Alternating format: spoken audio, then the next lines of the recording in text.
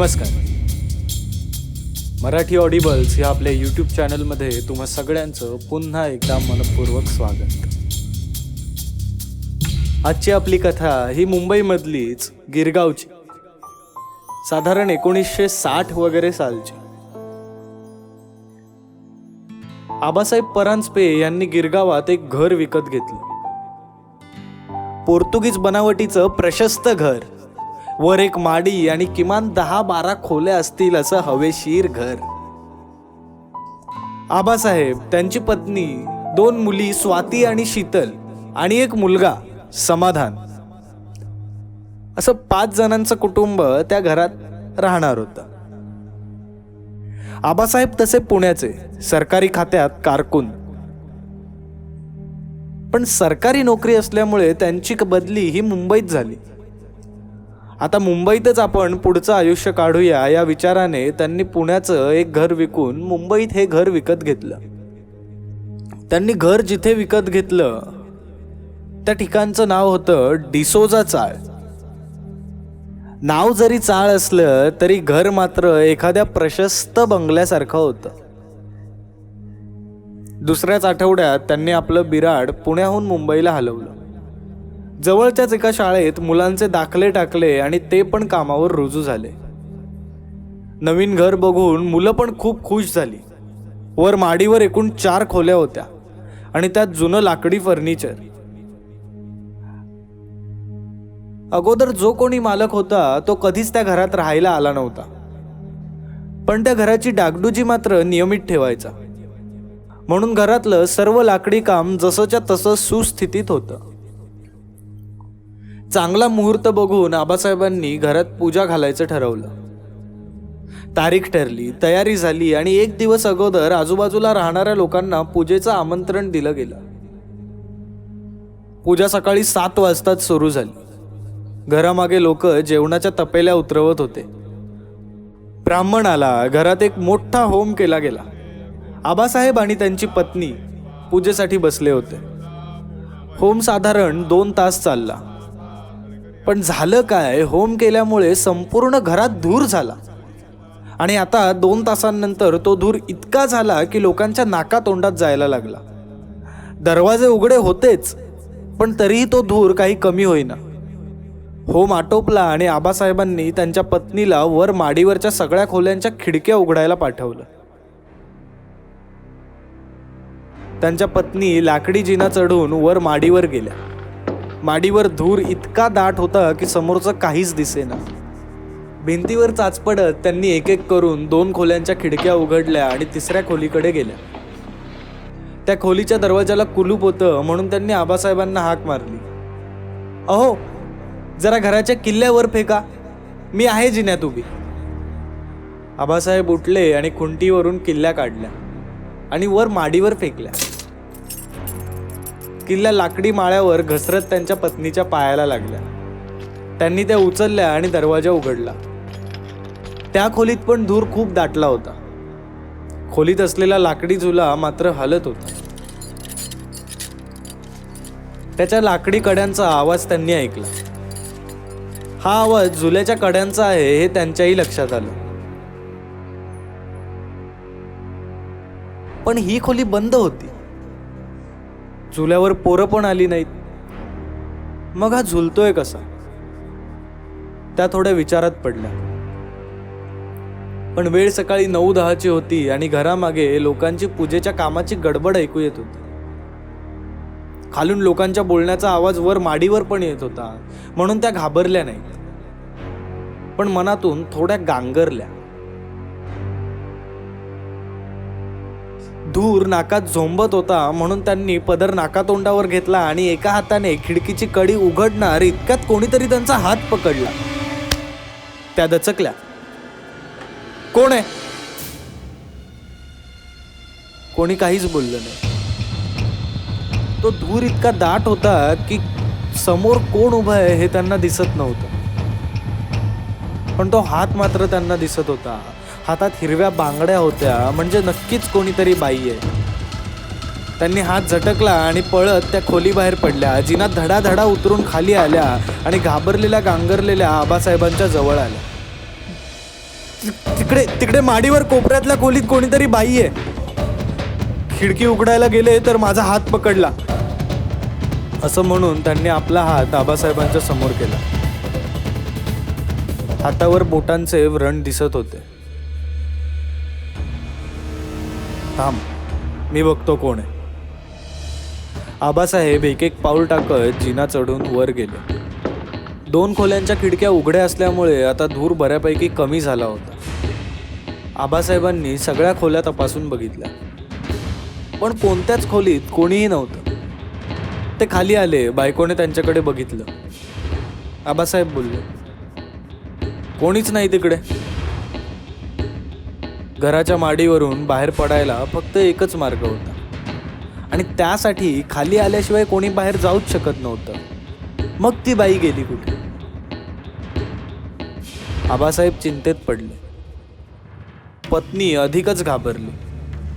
पूजेला आलेले शेजारी एक एक करून न जेवताच काही ना काही कारण सांगून निघून गेले. घडलेल्या घटनेने आता मात्र संपूर्ण कुटुंब चिंतेत पडलं. ब्राह्मणाने पूजा आटोपली आणि तो पण ताबडतोब तिथून निघून गेला.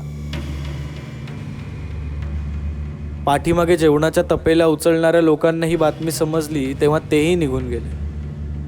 सगळं जेवण तसंच पडून राहिलं. पूजा उरकली आणि सगळी साफसफाई करून संध्याकाळी त्यांनी सर्व पूजेचं साहित्य जवळच्या समुद्रात विसर्जित केले. पुढे किमान आठवडाभर त्यांच्या पत्नी माडीवर गेल्याच नाहीत आणि मुलांना पण जाऊ दिलं नाही. पण त्या दिवसापासून त्या घरात भीती वाटेल असं कधी काही घडलंच नाही. आबासाहेब नेहमी त्यांच्या पत्नीची समजूत काढायचे.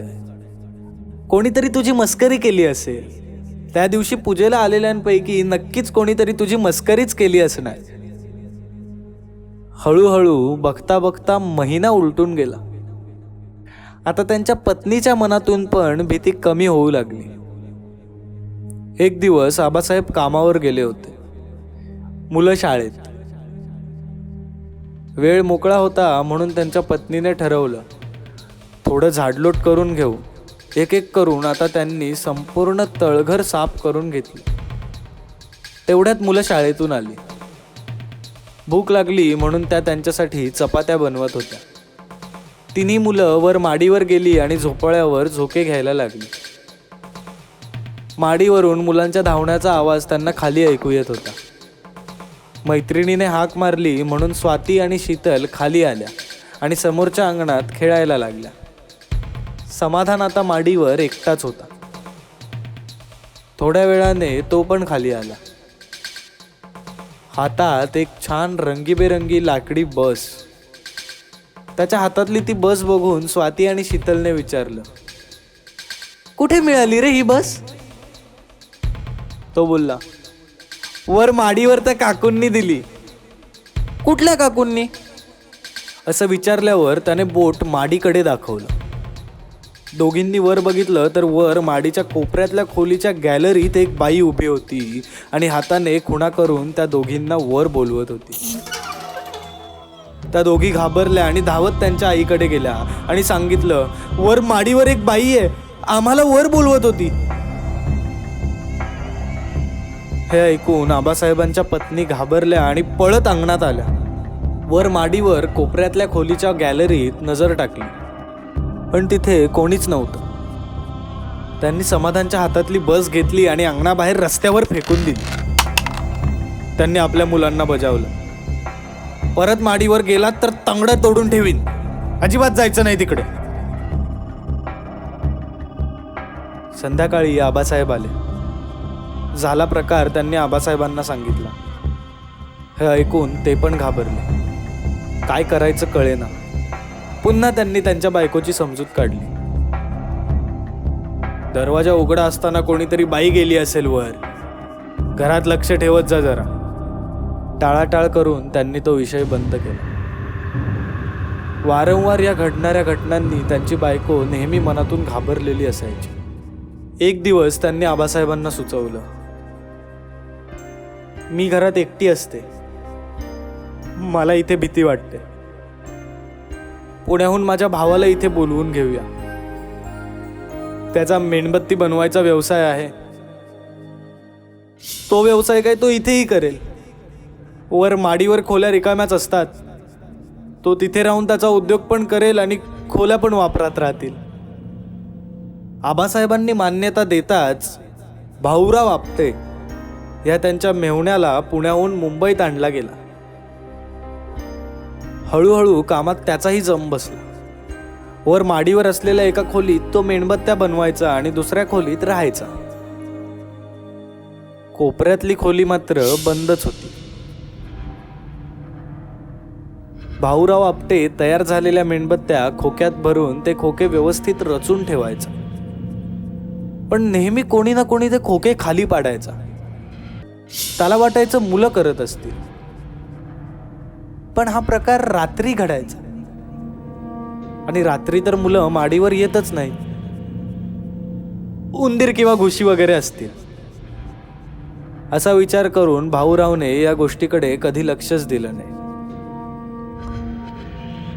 घरात कोणीतरी बाई दिसते हा प्रकार आबासाहेब किंवा त्यांच्या पत्नीने भाऊरावला कधीच सांगितला नव्हता. कारण भाऊराव आपटे एक नंबरचा घाबरट माणूस होता.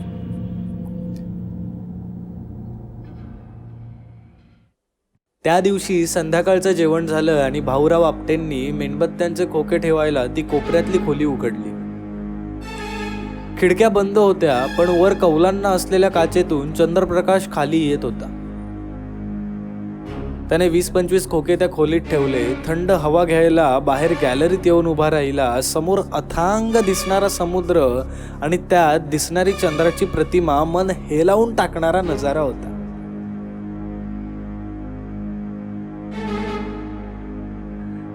तिथे उभा राहून तो तोंडातल्या तोंडात गाणं गुणगुणत होता.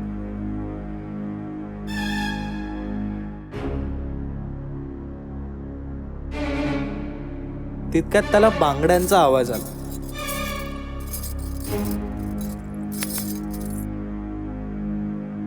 त्याला वाटलं त्याची बहीण असेल.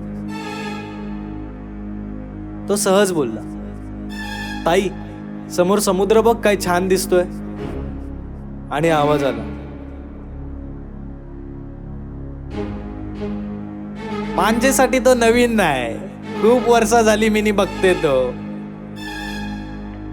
आवाज बाईचा होता पण त्याच्या बहिणीचा नव्हता. आवाज भाषा शैली जरा वेगळीच वाटली म्हणून त्याने भुवया वर केल्या आणि मागे वळून बघितलं.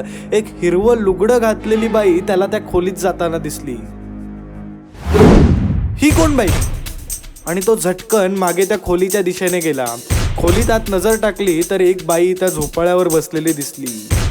खिडक्या बंद होत्या, पण त्या काचेतून येणारा चंद्रप्रकाश बरोबर त्या बाईच्या अंगावर पडत होता. त्या प्रकाशात ती अजूनच भयावह दिसत होती. आता भाऊराव आपटे घाबरला.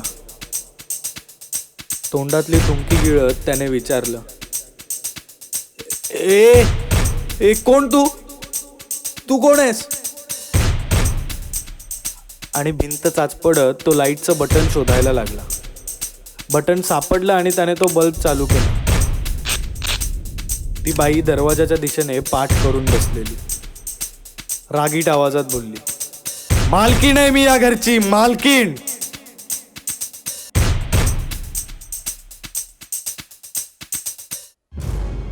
बाईचा आवाज तर व्यवस्थित वाटला म्हणून तो अजून 2 पावलं पुढे गेला आणि म्हणाला, कोण मालकीण? हे घर माझ्या भाऊजींचं आहे. हे ऐकून ती जोर जोरात हसायला लागली.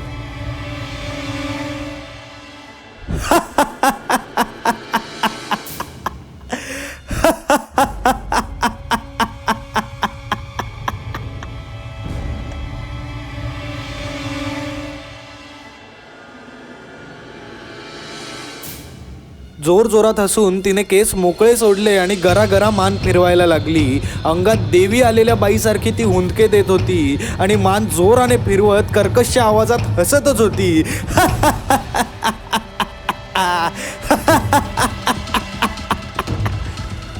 आणि हसता हसता तिने दोन्ही हात वर केले आणि हातातला हिरवा चुडा खणखण वाजवायला लागली. तिची मान आणि ते मोकळे सोडलेले घर फिरणारे केस फिरतच होते आणि आपोआप झोपाळा जोर जोराने झोके घेऊ लागला. तिचं हे रूप बघून भाऊराव आपटे धोतर उचलून तिथून खाली पळाले. पळता पळता जिन्यातून ते पडले ते थेट खाली तळघराच्या लादीवर येऊन आपटले आणि मोठमोठ्याने ओरडायला लागले, भूत भूत भूत भूत, ताई ताई तायडे, भूत.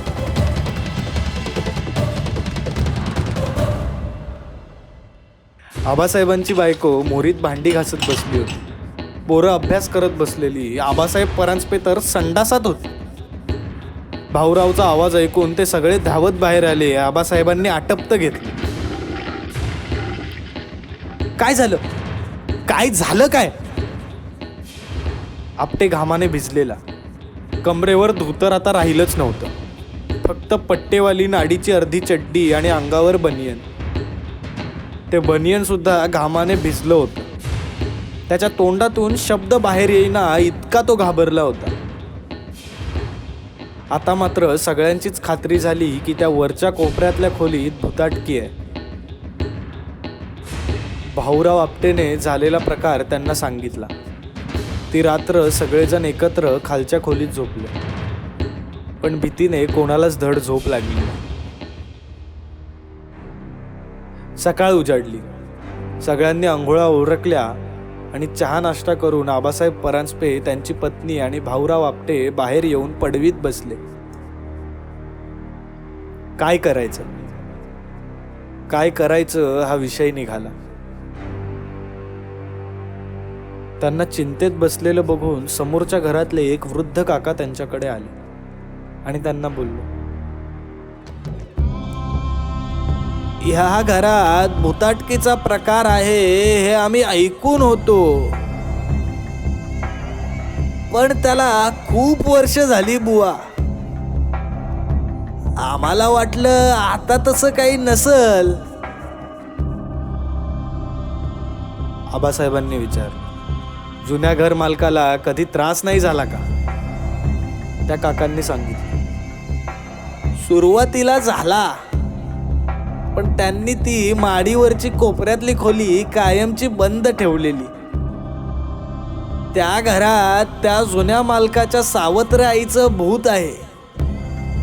ती बाई जिवंत असताना त्याच्या बापाने त्या सावत्र आईला कधीच मान दिला नाही.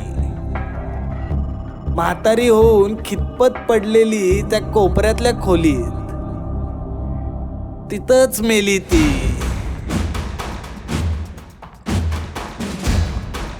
तुम्ही बी एक काम करा, ती खोली कायमची बंद करा.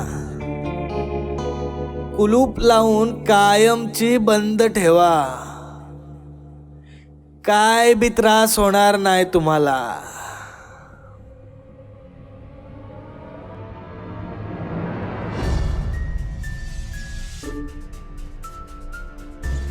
आबासाहेबांनी ओळखीच्या पुरोहितांना सांगितलं. सल्ला घेतला आणि माडीवरच्या त्या खोलीला एक लोखंडी कुलूप लावून टाकलं. दरवाजावर भैरव कवच ठोकलं. त्यानंतर परांजपे कुटुंब त्या घरात बरीच वर्ष राहिलं. नंतर मुलं मोठी झाली. दोन्ही मुलींची लग्न झाली. मुलगा कम्प्युटर इंजिनियर झाला. आता तर तो अमेरिकेत असतो. दोन्ही मुलींना पुण्याला दिलं. आता त्या त्यांच्या कुटुंबियांसोबत पुण्यात राहतात. आबासाहेब परांजपे आणि त्यांच्या पत्नी पण पुण्याला त्यांच्या मुलाच्या फ्लॅटवर राहतात. ते गिरगावातलं घर आता बंदच आहे. सुव्यवस्थित पण बंद पडलेलं. त्या घरात आता भुताटकी आहे की नाही माहीत नाही, पण आजूबाजूच्या लोकांना त्याचा कधीच त्रास झाला नाही. तर अशी ही आपली आजची कथा. तुम्ही पण मुंबईत राहता का? तुमच्या घराला काही माडी वगैरे